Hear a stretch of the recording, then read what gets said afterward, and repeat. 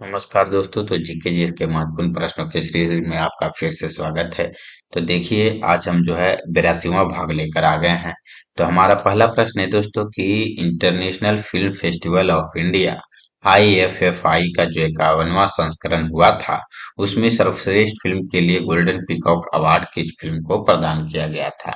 तो दोस्तों, जो international film festival of India का 51वां यानी 51वां संस्करण हुआ था, उसमें सर्वश्रेष्ठ फिल्म के लिए जो है गोल्डन पीकॉक जो है वह इनटू द डार्कनेस को प्रदान किया गया था। तो बी नंबर ऑप्शन सही उत्तर हो जाएगा। हमारा अगला प्रश्न है दोस्तों कि द लाइट ऑफ एशिया यानी the poem of defined the Buddha पुस्तक के लेखक कौन है, यानी द लाइट ऑफ एशिया पुस्तक के लेखक कौन है। तो देखिए दोस्तों, द लाइट ऑफ एशिया पुस्तक के लेखक जयराम रमेश हैं। तो बी नंबर ऑप्शन सही उत्तर हो जाएगा। हमारा अगला प्रश्न है दोस्तों, चेन्नई बंदरगाह पर नए तटीय अनुसंधान वाहन सागर अन्वेषिका को किसने राष्ट्र को समर्पित किया है। तो देखिए, इनमें से कौन से व्यक्ति हैं जिन्होंने जो है चेन्नई बंदरगाह पर नए तटीय अनुसंधान वाहन जो है सागर अन्वेषिका को राष्ट्र को समर्पित किया है। तो इसमें जो है नितिन गडकरी जो सड़क परिवहन मंत्री हैं, उन्होंने जो है अभी चेन्नई बंदरगाह पर तटीय अनुसंधान वाहन सागर अन्वेषिका को राष्ट्र को समर्पित किए हैं। हमारा अगला प्रश्न है, स्टैंडर्ड पुअर्स ग्लोबल रेटिंग ने दिसंबर 2020 में जारी रिपोर्ट के आधार पर भारत का जीडीपी 2020 में कितना प्रतिशत रहने का अनुमान व्यक्त किया था। तो देखिए दोस्तों, यह जो है 2020 में 6 माइनस जो है आपका 7.7 था, और 2000 अगर 23 की बात करें दोस्तों, तो यह -6.4% है। इसे भी आप याद रखेंगे। हमारा अगला प्रश्न है दोस्तों, भारत ने किस देश के साथ एक स्पेशल टास्क फोर्स बनाने का निर्णय लिया है। तो जो भारत है दोस्तों, उसने कतर के साथ जो है एक स्पेशल टास्क फोर्स बनाने का निर्णय लिया है। तो बी नंबर ऑप्शन सही उत्तर हो जाएगा। हमारा अगला प्रश्न है दोस्तों, जब बर्फ पिघलती है तब क्या होता है। देखिए दोस्तों, जब बर्फ पिघलती है तो आयतन जो है दोस्तों वह घटती है। तो बी नंबर ऑप्शन सही उत्तर हो जाएगा।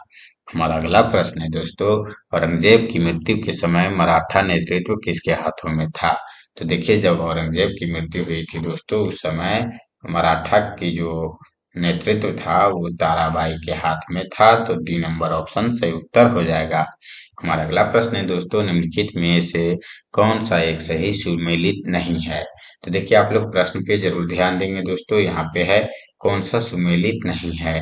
तो देखिए, नांगल बांध ठीक है, सतलज नदी पर है। सरदार सरोवर परियोजना नर्मदा नदी पर है। ये देखिए गलत है दोस्तों, नागार्जुन सागर जो है, यह जो है सागर परियोजना यह कृष्णा नदी पर है, गोदावरी पर नहीं है। तो ये ऑप्शन सही उत्तर हो जाएगा क्वेश्चन के हिसाब से। हालांकि ये सही मैच नहीं है, कृष्णा नदी पर होगा, इसकी जगह क्या होगा, कृष्णा। ठीक है, इसे आप याद रखेंगे, यह हो जाएगा कृष्णा नदी। अब हीराकुंड तो आप जानते ही हैं दोस्तों, यह सही है, हीराकुंड महानदी पे है। तो हमारा अगला प्रश्न है दोस्तों, लोकसभा और राज्यसभा की संयुक्त बैठक किसके द्वारा आहूत की जाती है। तो जो लोकसभा और राज्यसभा की संयुक्त बैठक है दोस्तों, वह जो है राष्ट्रपति के द्वारा जो है बुलाई जाती है। आहूत मतलब बुलाई जाना, ठीक है।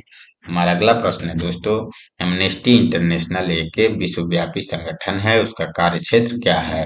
तो देखिए, जो एमनेस्टी इंटरनेशनल है दोस्तों, वह जो है मानवाधिकारों की बात करता है। तो सी नंबर ऑप्शन सही उत्तर हो जाएगा कि उसका कार्य क्षेत्र मानवाधिकार है। हमारा अगला प्रश्न है दोस्तों, ओजोन परत किन विकिरणों को रोकती है। तो ओजोन परत जो है दोस्तों, वह पराबैंगनी विकिरण जो होती है उसे रोकती है पृथ्वी पर आने से। तो डी नंबर ऑप्शन सही उत्तर हो जाएगा। और ओजोन दिवस जो है दोस्तों, वह जो है 16 सितंबर को मनाया जाता है। हमारा अगला प्रश्न है दोस्तों, खाद्य पदार्थों के परीक्षण के लिए, तो खाद्य पदार्थ जो होता है दोस्तों, उसके परिरक्षण के लिए प्रयोग में लाया जाने वाला जो रसायन होता है वह कौन होता है।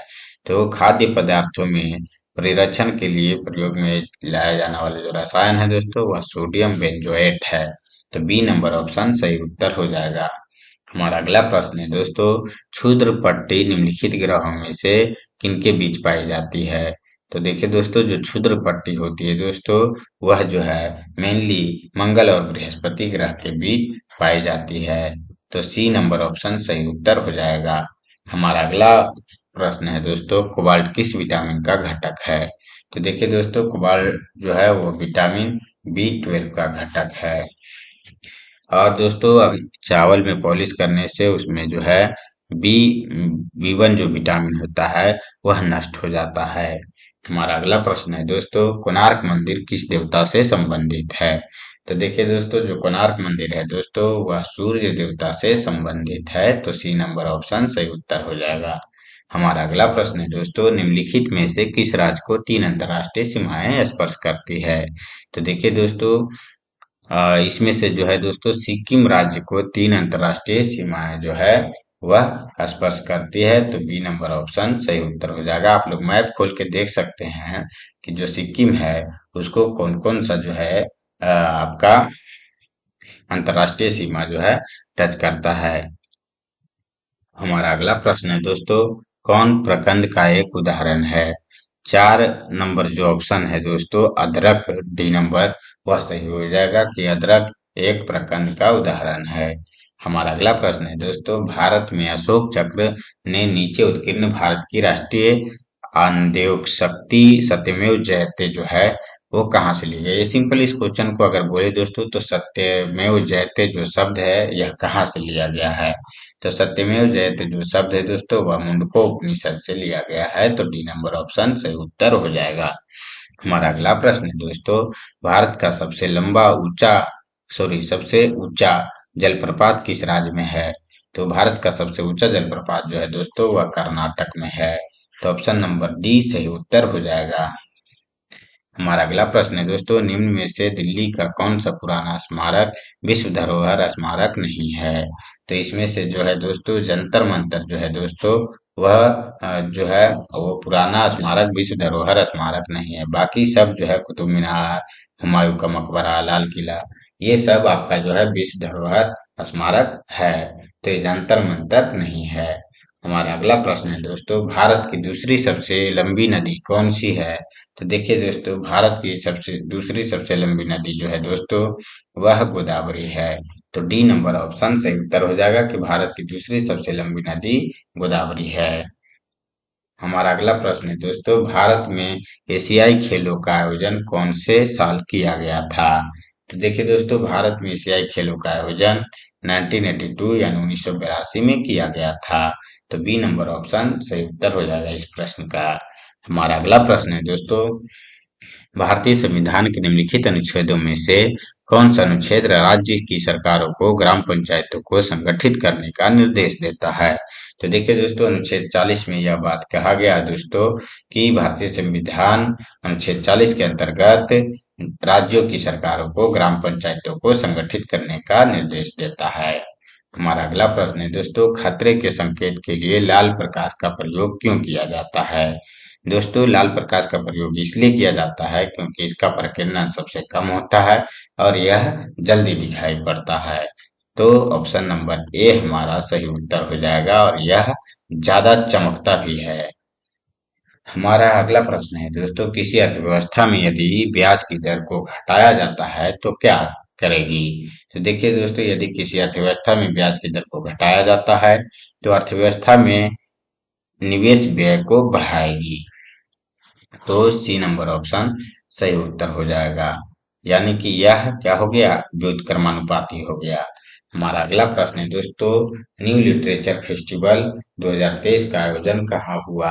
तो देखिए दोस्तों, ये जो आप देख रहे हैं कि न्यू लिटरेचर फेस्टिवल 2023, इसका आयोजन जो है बेंगलुरु में हुआ है दोस्तों। तो ऑप्शन नंबर ए सही उत्तर हो जाएगा। अब बात कर रहे हैं दोस्तों बेंगलुरु का, तो देखिए अभी भारत ने स्वदेशी high speed flying wing UAV का परीक्षण जो है वह कर्नाटक में किया है। क्योंकि बेंगलुरु कर्नाटक की राजधानी, इसलिए कर्नाटक के बारे में बता रहा हूँ। और दूसरा बात करें दोस्तों, तो अभी हाल ही में जो है कर्नाटक के मुख्यमंत्री ने बेरोजगार युवाओं के लिए युवा निधि योजना की भी शुरुआत की है। किसकी? युवा निधि की। इसके अलावा दोस्तों, अभी रक्षा रमैया को कर्नाटक की टेबल टेनिस एसोसिएशन का अध्यक्ष चुना गया है। किन्हें? रक्षा रमैया को कर्नाटक की टेबल टेनिस का एसोसिएशन अध्यक्ष चुना गया है।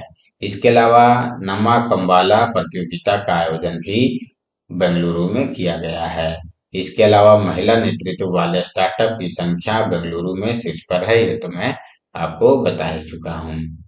तो दोस्तों, हमारा अगला प्रश्न है, किस राज्य के मुख्यमंत्री ने डोर स्टेप सेवाओं के लिए योजना शुरू की है?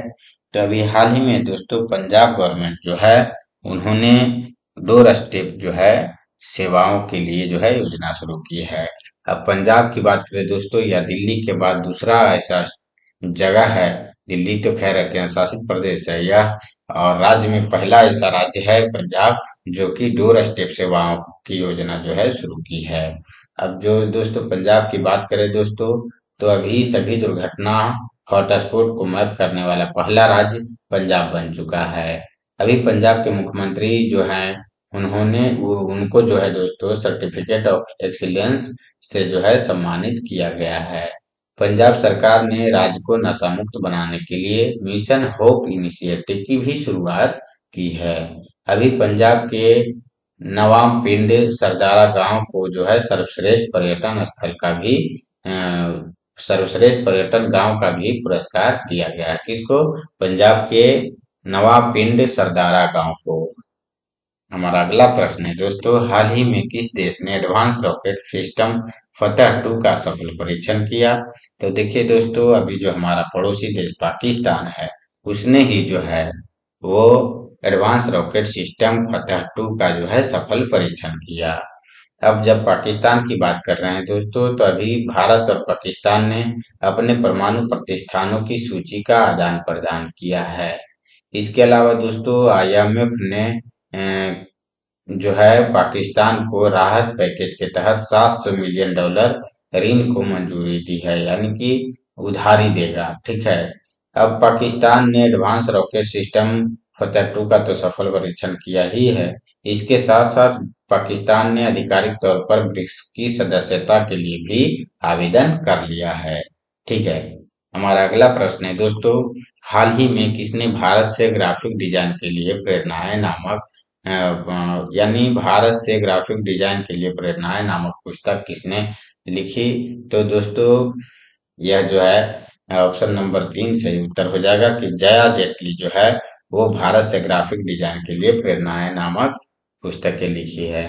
अब जब बात कर रहे हैं दोस्तों लेखक की बात कर रहे हैं, तो अभी हाल ही में जो है दोस्तों मनोज सिन्हा ने warrior on wheels wheelchair to Padma Shri पुस्तक का विमोचन किया।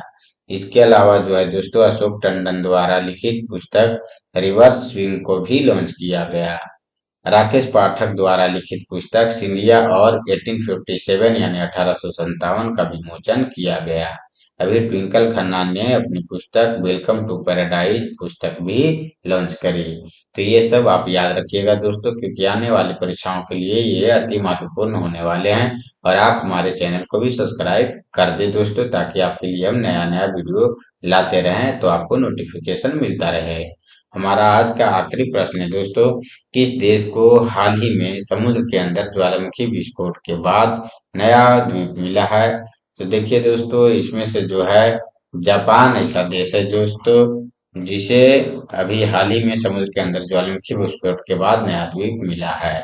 अब जापान की बात कर रहे हैं दोस्तों, तो अभी हाल ही में जापान ने उत्तर कोरिया पर खुफिया जानकारी जुटाने के लिए उपग्रह लॉन्च किया है। इसके अलावा दोस्तों जापान को समुद्र के अंदर ज्वालामुखी विस्फोट में नया द्वीप मिला है। इसरो जापान की स्पेस एजेंसी की मदद से अगला चांद मिशन पूरा करने वाला है। किसकी सहायता से? तो जापान की स्पेस एजेंसी की मदद से। अभी जापान के याकोहामा में जो है डांसिंग पिकाचू कार्यक्रम का भी आयोजन किया गया। तो इसे भी आप याद रखेंगे।